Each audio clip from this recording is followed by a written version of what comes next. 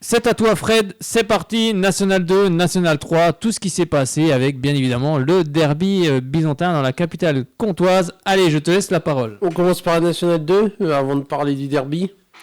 Dans le groupe A, le Serpenttarlier et l'FC Annecy ont fait match nul, un but partout. Et la bonne performance de Jura Sud des hommes de Pascal Moulin qui se sont imposés du côté de la réserve de l'AS Monaco 1-0. Au classement, Jura Sud est 4e avec 35 points et le Serpenttarlier est 14e avec 21 points. Ce samedi, dans la prochaine journée, Jura Sud recevra Chasselet et Pontarlier recevra Hyères. L'ASM Belfort n'a pas joué son match contre la réserve du Stade de Reims qui était reporté en raison des intempéries qui se sont abattues ces derniers jours. Au classement, les Belfortins sont 10e avec 26 points et l'ASM Belfort se déplacera ce week-end du côté d'Arras, dans le Pas-de-Calais. Alors, en National 3, c'était que des confrontations entre clubs franc-comtois. Jura de Loie a battu la réserve de FC Sochaux-Montbéliard 3-2. Grandvillard a battu Bortemont-le-Bon 3-1. Et donc le derby byzantin, nous allons revenir tout de suite entre le Besançon Foot et le Racing Besançon. Et ça fait un but partout. Et oui, un but partout. Pardon, j'avais pas ouvert mon micro. Un but partout, un but de Elias Akar, 53e minute de jeu. Et c'est Raphaël Dias sur coup franc qui a égalisé. On a vu un bon derby du côté de la capitale comtoise. Franchement, deux belles équipes que sont le Besançon Football qui recevait et le Racing Besançon qui était donc visiteur pour cette rencontre, malgré qu'ils jouent dans le même stade tous les deux, toutes les semaines. Et c'est vrai qu'on a vu un bon derby. Je pense que les spectateurs, les supporters qui étaient présents du côté du stade Léo-Lagrange ont passé un bon moment et ont pris beaucoup de plaisir. En tout cas, nous, on en a pris. Donc j'espère que c'était le cas aussi pour vous toutes et tous. Et bien, je vous propose d'écouter tout d'abord le premier buteur. Allez, on y va. On va écouter Elias Akar. Bon, Elias Akar, je vais déjà m'excuser parce qu'on n'a pas pu mettre la vidéo en ligne sur YouTube parce que mon caméraman s'est endormi sur la caméra. Et donc, comme il y avait la moitié du visage, donc on a décidé de ne pas la mettre, mais bien évidemment, on en refera une autre plus tard. D'ailleurs, on s'en excuse, mais on va quand même l'écouter. Elias Akar, auteur d'un but où il récupère le ballon, il remonte pratiquement plus de 60 mètres. Il fait une feinte au défenseur, il frappe et ça fait but. En tout cas, un superbe but. D'ailleurs, vous pouvez revoir, tapez Fred Sochaux sur YouTube et vous pouvez revoir toute la rencontre entre le Besançon Football et le Racing Besançon avec les différents buts. On est avec Elias Akar après le match nul ici du Racing Besançon qui se déplaçait au Besançon Football. C'est dans le derby de la capitale comtoise. Bon, tu as marqué un but superbe ce soir. Vous meniez 1-0. Finalement, Raphaël a égalisé sur coup de pied arrêté. Qu'est-ce qu'on retient dans cette rencontre ? C'était un bon match avec de l'engagement de la part des deux équipes. C'était un beau combat. Mais on fait match nul. On est déçus, nous. On voulait la victoire. On mérite peut-être pas de faire match nul, nous, je pense. Personnellement, en tout cas, ce que je pense. La victoire, elle nous aurait fait du bien en plus. Parce qu'on est bien en ce moment, on est sur une bonne petite dynamique. On prenait plus de buts là, on prend un but sur coup de pied arrêté. Mais dans le jeu, on est plus solide en ce moment. Oui, c'est vrai, on a vu, c'est vrai que vous avez posé des difficultés à cette équipe de Besançon au football. Ce qui a manqué ce soir, c'est peut-être juste un petit peu plus de justesse dans la finition. Ouais, c'est ça, ouais, c'est ce qui nous manque un peu ces dernières semaines, devant le but, de la justesse, ouais, de la sérénité un peu techniquement, être bien réglé techniquement devant le but, c'est ça qu'il faut. Oui, puis ça reste le 4e match sans défaite aussi, c'est une série qui continue et pour la confiance, il n'y a rien de mieux. Ouais, exactement. Pour la confiance, c'est top. On continue comme ça et puis ça devrait le faire, je pense. Bon, raconte-nous un peu ce but là, tu pars tout seul et tu finis tout seul d'ailleurs. Je récupère et puis je percute et puis je m'arrête pas, hein, tout simplement, je vais tout seul. Hein. Ouais. Et ça passe, hein. Je feinte et je frappe, ça passe.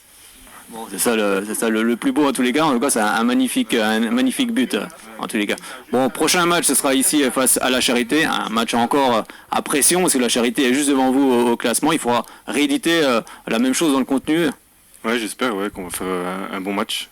Personnellement, je suis suspendu, donc on verra bien. Mais j'espère que l'équipe fera ce qu'il faut, le nécessaire. Parce que c'est tous des matchs pour le maintien qui comptent. Pardon.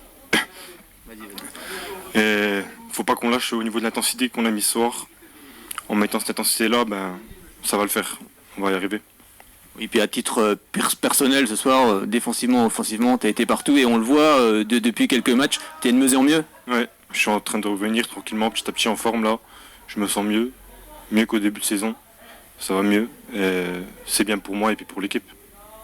Merci beaucoup Elias, et encore bravo pour ce magnifique but et puis on se voit la semaine prochaine. Enfin, tu seras suspendu mais on se verra bien plus tard contre la Charité. Pas de souci. Merci à vous. Merci. C'était Elias Akar. Et je vous propose d'écouter le deuxième buteur dans cette rencontre. C'était Raphaël Diaz sur coup franc pour le Besançon Football. On est avec Raphaël Diaz après le match nul ici de Besançon Football qui recevait le Racing Besançon dans le derby de la capitale comtoise. Match nul, 1 but partout, vous avez été mené au score en seconde période. Comment justement on ressort de cette rencontre? Moi, un peu mitigé parce que c'est vrai qu'on ne fait pas forcément un gros match dans le jeu par rapport à ce qu'on faisait depuis le début janvier. Voilà, dû à la qualité de l'adversaire, je pense qu'il faut savoir féliciter le Racing qui ont fait un gros match. Et nous, voilà, on va pas faire la fine bouche, je te disais avant. Ce genre de match, il faut savoir pas les perdre et on n'a pas perdu, donc c'est très bien. Que vous a dit le coach justement à la mi-temps de cette rencontre? On a changé déjà de système de jeu, donc parce que voilà, on était vraiment étouffés par rapport à leur système de jeu, par rapport à leur. Ouais, le Racing jouait un peu plus haut. Jouait un peu plus haut avec un bloc bien compact. Voilà, ils nous laissaient pas d'espace, notamment à moi et Marius, et aussi à Madj et Jordan Machado sur les côtés, pour les joueurs offensifs. Donc du coup, c'est vrai qu'on avait tendance à être un peu trop bas. Et en deuxième mi-temps, voilà, on change carrément de système parce que sinon on savait que ça allait être compliqué. Après voilà, sur la deuxième mi-temps, je pense que c'est un peu mieux, mais ça n'a pas été non plus, un gros match de notre part. Donc voilà, c'est vrai que voilà, il faut continuer comme ça, oublier ce match-là et c'est un point. Donc on va dire que c'est un bon point ce soir. Oui, c'est vrai qu'on sait que le BF est costaud, mais le problème, ça reste aussi l'attaque. Vous marquez peu de buts cette saison. Bon, tu as égalisé sur coup de pied arrêté sur un beau coup franc d'ailleurs où Basile il ne bouge pas. Ouais, je pense que dans le match, on sentait que ça allait jouer sur un fait de jeu, voilà, un coup de pied arrêté ou une contre-attaque ou un genre de but comme ça. Mais c'est vrai qu'on a des difficultés offensivement, on travaille pour. C'est vrai que défensivement on a des qualités, on prend pas beaucoup de buts, mais voilà, c'est comme ça depuis le début de saison, donc on va s'accrocher jusqu'au bout et voilà, on continue à faire notre bonhomme de chemin. Bon, l'égalisation c'était pour fêter la nouvelle coupe de cheveux. non, voilà, la coupe c'est une coupe parmi tant d'autres, voilà. Demain je peux couper, hein. Mais ça fait plaisir de marquer, voilà. Après.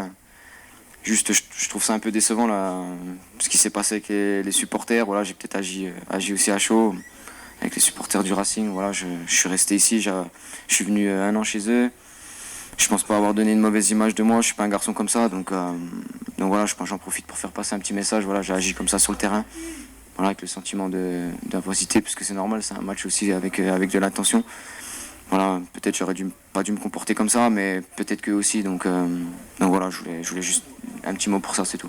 Bon, je pense qu'ils t'en voudront pas, et puis en plus c'était un beau coup franc, donc un peu normal aussi qu'on le fête aussi quand on marque un beau but. Après c'est normal, c'est même pas le fait de fêter le but, c'est vrai que tout le match j'ai entendu des choses pas forcément bonnes à entendre. Après voilà, ça reste des supporters, je comprends aussi que ce soit un derby, voilà, avec de la tension, le fait qu'ils soient pas très bien classés. D'ailleurs je leur souhaite tout le meilleur possible. Je souhaite que, je l'ai dit dans la semaine, en plus dans un article, moi je suis pas là pour souhaiter à un club une descente, loin de là. Je pense qu'ils sont pas à leur place. Ils méritent beaucoup mieux. Maintenant, à eux de s'accrocher. Mais voilà, je trouve ça décevant, parce que mon passage, j'ai laissé une bonne image de moi. J'ai pas voulu. Mais bon, voilà, c'est un fait. J'ai peut-être agi chaudement, mais voilà, je voulais juste en parler vite fait. D'accord, en tout cas c'était un bon derby, on a vu 2 belles équipes ce soir et c'est ça qu'il faut retenir. Ouais, bon match, voilà, je pense que c'était un meilleur match qu'à l'aller, avec beaucoup d'intensité et voilà, des matchs comme on les aime. Je pense que les spectateurs sont régalés, donc ce qu'il faut, il y a eu une bonne ambiance sur le terrain, enfin une bonne ambiance, un bon état d'esprit plutôt, ouais, voilà, et à la fin du match, voilà, on va tous au vif boire un coup et on reste amis malgré tout, ça reste un match de foot. Ça reste du sport tout simplement. Voilà, après c'est sûr que sur le terrain on veut tous gagner, hein. C'est comme ça, on voulait 3 points aussi. Maintenant on a coupé la poire en 2, on va dire, donc comme ça pas de jaloux. Merci beaucoup Raphaël, à bientôt. Oui, bien sûr, ce sont tous des compétiteurs et forcément on a toujours envie de gagner, mais en tout cas c'était un bon derby, comme l'a souligné Raphaël Diaz, dans un bon état d'esprit et c'est quand même ça le plus important. Le plus important c'est que ce soit le sport qui soit ressorti de ce match et je pense que les 1700 à 2000, hein, je pense, supporters qui étaient présents, supporters ou simples spectateurs bien évidemment, ont passé en tous les cas un excellent moment. Eh ben, je vous propose d'écouter tout de suite la réaction d'Hervé Genet qui soulignait aussi ce que disait Raphaël Diaz sur le fait que le Besançon Football avait peut-être de la pression ou s'est peut-être mis un petit peu trop de pression. En tout cas, en ce qui concerne les joueurs. Non, je pense qu'on a confondu vitesse et précipitation. On n'avait pas fait de décalage. On jouait déjà sur les joueurs qui étaient en place et l'équipe d'en face était bien en place. Elle attendait qu'on fasse une erreur technique. On a été très nerveux aussi tout au long du match. Beaucoup de névrosité de notre part.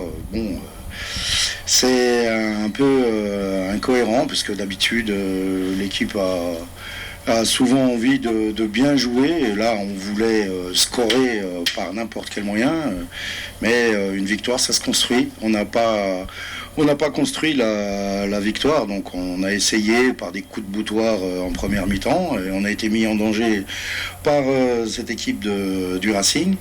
En deuxième mi-temps il a fallu j'ai changé mon dispositif, on a été un peu mieux et au moment où on était un peu mieux, on a pris encore ce contre. Il y a eu encore quelques fois où je pense qu'ils auraient pu faire la différence. Et à la fin du match, c'est nous qui devrions faire la différence pour amener les 3 points. Bon, voilà, il faut faire avec le match qu'on a fait aujourd'hui. Il faut s'en satisfaire. On pouvait peut-être faire mieux, mais il aurait fallu mettre d'autres ingrédients. Mettre d'autres ingrédients pour Hervé Genet pour faire mieux. Maintenant, on va écouter Jean-Marc Trinita, l'entraîneur du Racing Besançon. On est avec Jean-Marc Trinita ici après le match nul dans le derby bisontin entre le Besançon Football et le Racing Besançon à 1 but partout. Quelle analyse vous faites de cette rencontre ? Déjà, je pense que ça a été un match intéressant d'un point de vue tactique et technique, donc contre deux belles équipes. Après, j'ai un petit regret quand même, parce que sur notre grosse première mi-temps, avec un peu plus de réalisme, on doit virer en tête. On ne le fait pas, 0-0. Après, on ouvre le score. Je pense que c'était mérité sur l'ensemble du match, à cet instant du match. Après, on connaît aussi le BF, hein. C'est pas facile à leur mettre des buts, c'est pas non plus facile à gagner des matchs contre eux. Donc, content, pas content, je sais pas. En tout cas, on est toujours invaincu, on prend un point. Bon, d'un autre côté, cette petite frustration de ne pas avoir gagné va nous servir pour la charité, je pense, parce que les joueurs ont hâte de regagner des points, de goûter aux joies de la victoire. Donc sur une fin de match comme ça, où on prend un coup franc qui est évitable, d'ailleurs la faute, je voudrais bien la revoir à la vidéo, parce que elle n'est pas flagrante du tout. Donc voilà, c'est comme ça, on prend ce coup franc, parce qu'on sait que Diaz est un très bon coup franc, un très bon tireur de coup franc, de coup de pied arrêté aussi. Ça, j'ai un petit... Nous, on a eu aussi des coups francs, des corners, et on les a pas très bien négociés. Nous, ça fait pas occasion de but, eux, ça fait occasion de but à chaque fois. Donc il faut qu'on s'améliore là-dessus. Ça fait une différence aussi à la fin d'une saison. Donc voilà, on va se focaliser maintenant que le derby est passé sur le match de la Charité, qui est un match aussi très important. Et puis on va souhaiter bon vent au BF. En tous les cas, on a vu du bon contenu, du bon Racing ce soir dans le jeu. C'est ça qui est quand même rassurant pour les prochains matchs aussi également, même si la finition n'est pas toujours au rendez-vous. Non, c'est vrai que la finition n'est pas au rendez-vous, c'est le petit chagrin ce soir, mais j'ai des joueurs qui sont impliqués, qui sont conscients des enjeux, qui ont pris conscience des choses. Donc moi j'ai une grande confiance en ce groupe, en tout ce groupe d'ailleurs, parce que vous avez pu voir qu'il y a eu des changements, voilà, notamment au niveau du gardien, notamment voilà. Le groupe est bien impliqué. Donc après on ne sait pas ce que nous réserve l'avenir, hein, mais moi j'ai confiance en mon groupe. Et puis vous prenez quand même encore un point ce soir, même si c'est qu'un point. Ouais, c'est qu'un point, mais on avance. Ça fait 5 points sur 9, ça fait toujours un vaincu en 3 matchs, 4 si on compte la coupe, tout ça c'est emmagasiner de la confiance, et on en aura besoin. Il faut pas qu'on arrive sur des matchs tendus contre Morteau, la Charité, en étant en plein doute. Donc là, on investit un petit peu pour l'avenir, à condition que les garçons restent impliqués. Oui, alors il y aura un match la semaine prochaine contre la Charité, un gros match aussi, parce que la Charité est juste devant vous au classement. Ben oui, là, sur le match de samedi, on peut réduire l'écart avec la Charité, qui ma foi a eu un surprenant résultat il y a 15 jours en gagnant à Sochaux. Ça c'était pas trop prévu, mais bon, il faut croire qu'il y a de la qualité dans cette équipe, donc il ne faudra pas les prendre à la légère. À nous aussi de savoir ce qu'on veut. Hein. On sait dans la situation où on est, on sait ce qu'il faut faire pour s'en sortir, donc à nous de jouer dès samedi. Merci beaucoup Jean-Marc, à samedi. À samedi. Dès samedi, allez, Mister Frédéric Fitch, quel est le programme de ce week-end? Non, on va déjà donner le classement d'abord. Oui, le classement, je te laisse faire. Le Besançon Foot est 5e avec 27 points. Jura de Loire, avec sa victoire, est 7e avec 24 points. La réserve du CSM est 9e avec 20 points. Morteau-Molbon est 10e avec 19 points. Le Racing Besançon est 12e avec 13 points. Et Grand-Villard ferme la marche avec 11 points. Grand-Villard qui enchaîne qui enchaîne les victoires. C'est des beaux résultats, on peut dire. C'est une histoire de confiance après, hein, comme on le dit. Hein. Quand tu perds la confiance. Quand tu gagnes, t'engranges la confiance. À mon avis, je pense que la fin de saison le maintien va être très serré, à mon avis. Ah, ça va être compliqué pour tout le monde. Parce que on verra bien, puis oui, nous suivrons les clubs bisontins jusqu'à la fin de la saison. Oui, bien sûr, on suit un peu tout le monde. Hein. Après, Besançon, c'est plus facile pour nous de suivre parce qu'on est à Besançon. Après, on suit un peu à l'extérieur aussi. On essaye d'aller à l'extérieur, que les clubs hors Besançon ne nous en veuillent pas. Mais on a une radio associative, on peut pas suivre tout le monde. On n'a pas les moyens de suivre tout le monde. C'est bien ça le problème. Voir où... Bon, peut-être ça viendra. Oui, bien sûr. On ira du côté de Morteau, d'ailleurs. Le 3 avril, quand le Racing ira là-bas, on essaie de se déplacer, mais c'est pas toujours évident. C'est un peu compliqué. Enfin, moi, de sûr, il y a moins un de nos deux qui suit on suit au moins les deux clubs bisontins à domicile. Oui, bien sûr, c'est important aussi. Et également. Plus moi pour les matchs du Racing à l'extérieur, donc voilà. Alors pour la prochaine journée, donc ce sera donc mercredi un match en retard entre le FCSM et Morteau-Mont-le-Bon. En plus Morteau qui recevra Avallon samedi. Le Besançon Foot se déplacera du côté de Selongé. La réserve du CSM recevra Louan-Cuiseaux samedi. Grand-Villard se déplace du côté de Morteau-Mont-le-Bon. La réserve de la GOC recevra Jura de Loire. Et puis donc, on le rappelle, donc le Racing Besançon recevra la Charité-sur-Loire.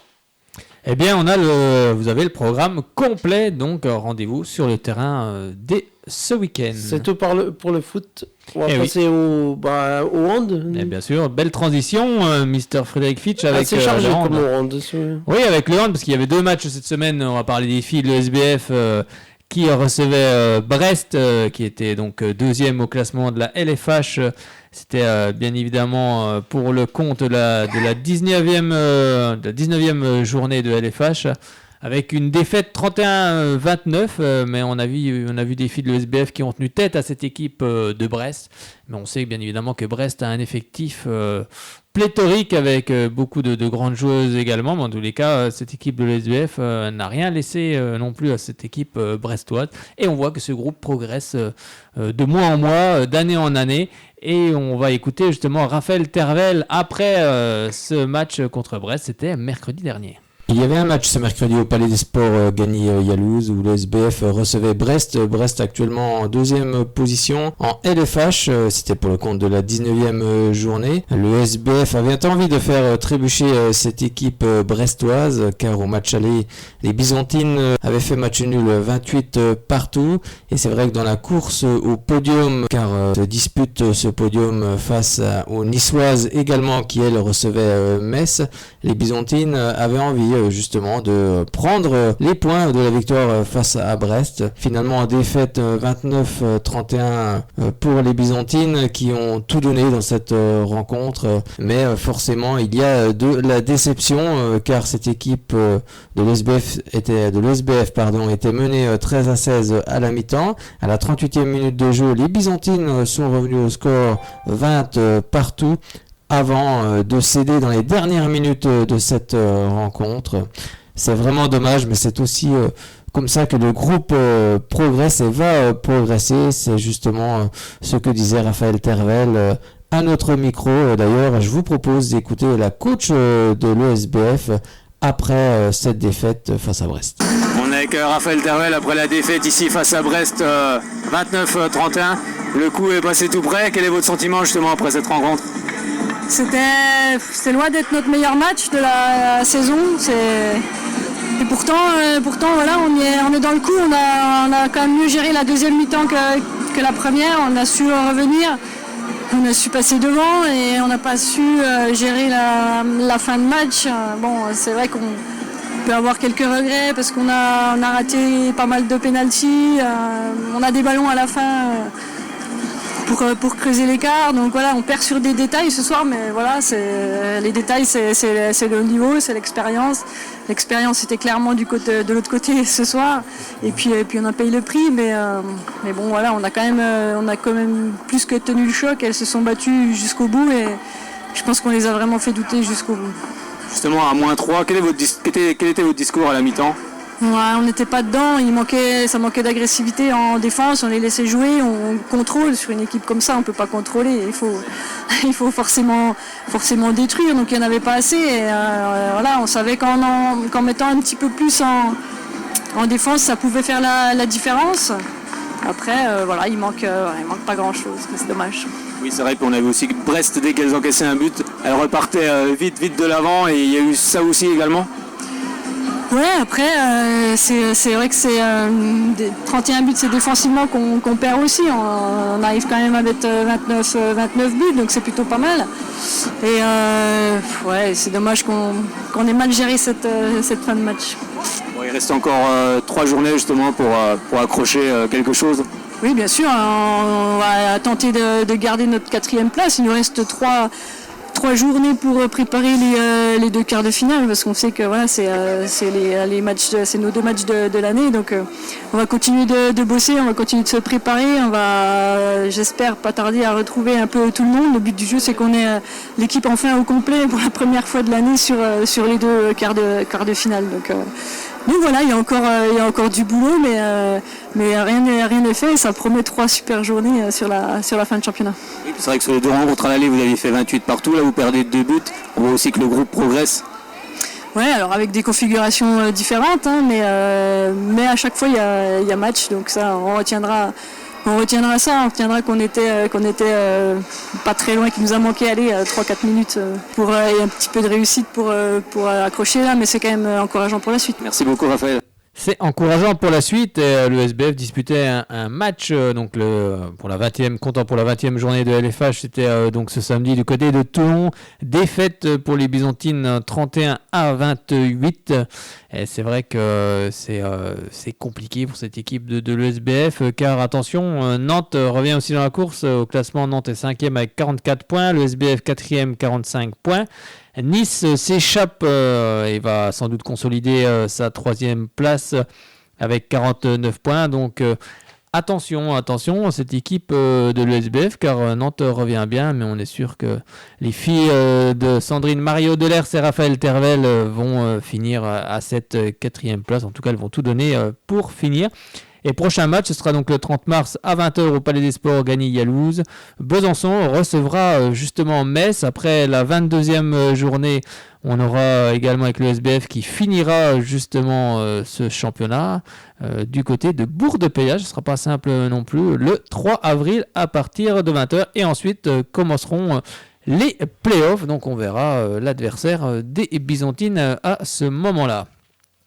On va parler maintenant des garçons avec le Grand Besançon Doux Handball qui, après sa défaite face à Valence, donc c'était la semaine dernière 26-25, recevait Gonfreville ce week-end du côté du Palais des Sports. C'était ce samedi soir où nous étions bien évidemment présents pour justement voir cette victoire pour la 2e journée des playoffs, 27-25, un match où les Byzantins c'était un match compliqué, mais dès qu'ils accélèrent, eh bien ils font exploser leur adversaire Et c'est vrai que c'était un match où en seconde période, les Bisontins du Grand Besançon de handball, eh bien, en tous les cas, étaient menés de 4 buts et ils ont réussi à revenir, à prendre un petit peu le large, mais cette équipe de Gonfreville qui n'a rien à perdre dans ses playoffs et voulait faire tomber un VAP, comme on dit, un VAP, c'est bien sûr l'accès au professionnalisme pour l'équipe du GBDH et c'est vrai que c'est un statut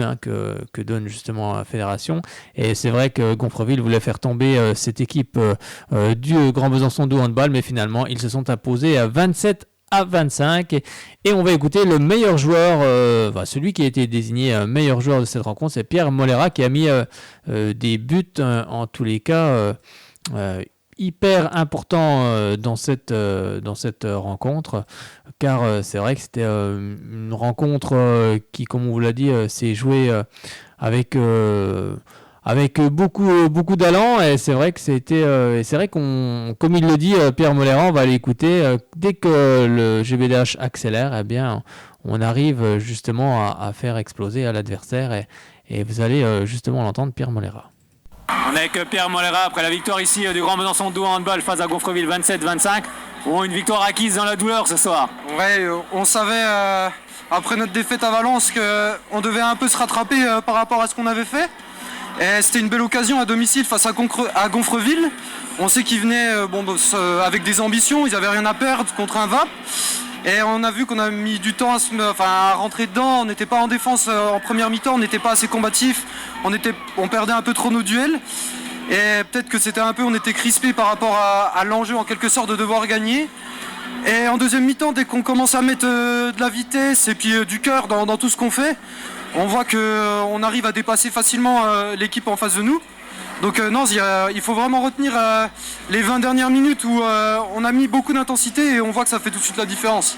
C'est vrai qu'en seconde période, vous étiez mené, vous étiez à moins 4, vous n'êtes pas affolé, vous êtes revenu, même si à la fin Gonfreville est revenu aussi également. Ouais, il me semble qu'on leur met un 8-0, il me semble. Et c'est le juste simplement d'avoir couru, défendu, monté les ballons. En première mi-temps, on l'a pas assez fait et pourtant on les sentait déjà physiquement un peu sur la rupture. Et on voit que dès qu'on accélère, physiquement on est au-dessus de tout le monde. Donc il faut continuer, il faut qu'on continue sur cette lancée, qu'on continue de travailler parce qu'il faut prendre match par match. Et pour rester, surtout ce qui est important, c'est qu'on reste invaincu à domicile et ça c'est vraiment très très important. Et puis comme tu l'as rappelé, après Valence, c'était important de gagner pour effacer cette défaite. Oui, tout à fait, ouais, c'était vraiment important pour nous. D'accord, merci beaucoup Pierre. Le prochain match, ce sera du côté de Vernouillet. Ouais, c'est ça, de toute façon... on y va toujours avec la même envie, c'est de gagner tout simplement. Donc on reste sur ce qu'on sait faire et tout ira bien. Meilleur joueur ce soir. Une satisfaction personnelle aussi également. Oui, mais après je me suis mis au service de l'équipe, il y avait que ça à faire. Et donc voilà, c'est surtout la victoire qu'il faut retenir ce soir. Alors, merci beaucoup Pierre.